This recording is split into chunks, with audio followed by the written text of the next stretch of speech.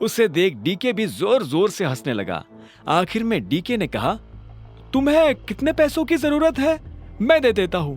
Check मैं अकरम के office से री इशू करवा लूंगा। मुझे अभी 1 करोड़ रुपए चाहिए। बचे 49 करोड़ मेरे नए अकाउंट में डलवा देना, अभिनव ने कहा। और ये सुन डीके उसके लिए पैसे लेने चला गया।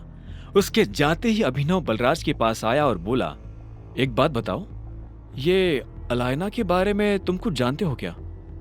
बलराज ने उसे ऊपर से नीचे तक देखा और बोला, वैसे तो सब कुछ जानता हूं, और वैसे कुछ भी नहीं। मेरा मतलब है, तुम्हें पता है मेरा क्या मतलब है? बस उसे अपनी तरफ से चिढ़ने का या गुस्सा होने का मौका मत देना। वैसे अब तुम्हें गाड़ी की जरूरत है। मैं अपने मैनेजर को बोल रहा हूं, यहां से सीधा ग्लोब मोटर्स जाओ। वहां तुम्हारी गाड़ी तुम्हारा इंतजार कर रही है। अभी पैसे मैं भर रहा हूं, बाद में जब तुम गद्दी संभालोगे तो मुझे डबल दे देना। यह सुनते ही अभिनव जोर जोर से हंसने लगा। उसने बैंक से पैसे लिए बाहर आया और एक टैक्सी बुक करके सीधा ग्लोब मोटर्स के लिए निकल पड़ा। जल्दबाजी में वो बलराज से यह पूछना ही भूल गया था कि बलराज ने उसके लिए कौन सी गाड़ी बुक की थी। जैसे ही वो अंदर गया तो उसने देखा कि शोरूम का मैनेजर दरवाजे पर खड़ा होकर किसी का इंतजार कर रहा था। उसने अभिनव को देखते ही पूछा, अभिनव गढ़वाल? मैं ही हूं, अभिनव गढ़वाल। यह सुनते ही वहां रिसेप्शन पर खड़ी दोनों लड़कियों के होश उड़ गए, लेकिन मैनेजर को अभिनव को देख कोई झटका नहीं लगा। बलराज ने उसे पहले ही बता दिया था कि अभिनव दिखने में कैसा था। चलिए मेरे साथ, मैनेजर ने कहा और आगे बढ़ने लगा। कुछ देर के बाद अभिनव एक गैरेज में आ गया था।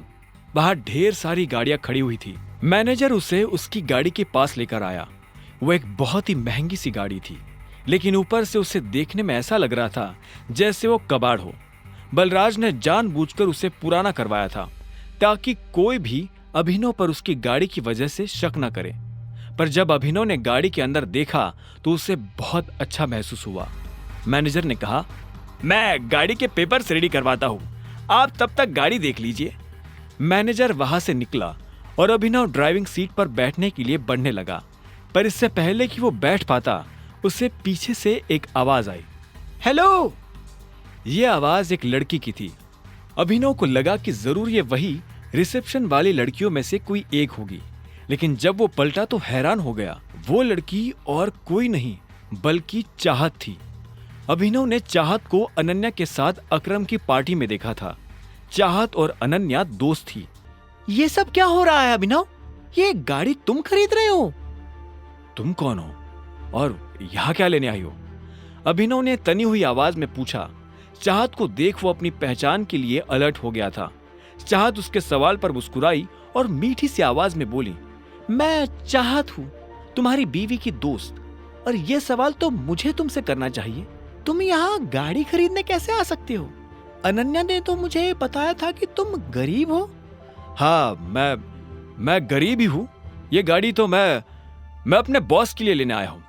चाहत ने उसे कुछ पल के लिए देखा और बोली, पक्का? झूठ तो नहीं बोल रहे हो? मैं तुमसे झूठ क्यों बोलूंगा?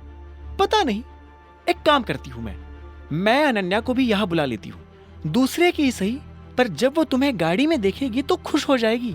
नहीं, उसे बुलाने की क्या जरूरत है? क्यों बेकार में उसे परेशान करती हो तुम बताओ ना, मैं तुम्हारे लिए क्या कर सकता हूँ? यह सुनते ही चाहत के चेहरे पर मुस्कान आ गई। उसने कहा, मुझे चाहिए ट्रीट। क्या तुम मुझे ट्रीट पर लेकर नहीं चलोगे? देखो, मैं तुम्हारी बीवी की दोस्त हूं और मुझे नहीं लगता कि तुम्हें मुझे मना करना चाहिए। इससे पहले कि अभिनव उसकी बात का कोई जवाब दे पाता, चाहत ने गाड़ी का दरवाजा खोला और वो पैसेंजर सीट पर जाकर बैठ गई। ठीक इसी वक्त मैनेजर डॉक्यूमेंट्स लेकर आया और उसने डॉक्यूमेंट्स अभिनव को दे दिए। अभिनव भी ड्राइविंग सीट पर बैठ गया। उसे पता था कि चाहत खुद एक रईस परिवार से आती थी, ऐसे में वो उसे अकरम के एक होटल में ले जाने वाला था। चाहत पूरे रास्ते रह रहकर अभिनव को देख रही थी। अभिनव को समझ नहीं आ रहा था कि वो उससे चाहती क्या है। जैसे ही अभिनव की गाड़ी अकरम के होटल के नीचे पार्क हुई तो अभिनव का फोन बज उठा। उसने देखा अकरम का फोन था। हेलो, क्या हुआ टाइगर, सब ठीक? मैंने देखा तुम्हारी गाड़ी मेरे ऑफिस के नीचे आई है। उधर से अकरम ने पूछा। हाँ वो मैं होटल में किसी के साथ लंच के लिए आया था। हाँ वो तो मैं देख ही रहा हूँ। जरा ऊपर आओ, मैं तुम्हें अपना वीआईपी कार्ड दे देता हूँ ताकि तुम दोनों को वीआईपी ट्रीटमेंट मिले।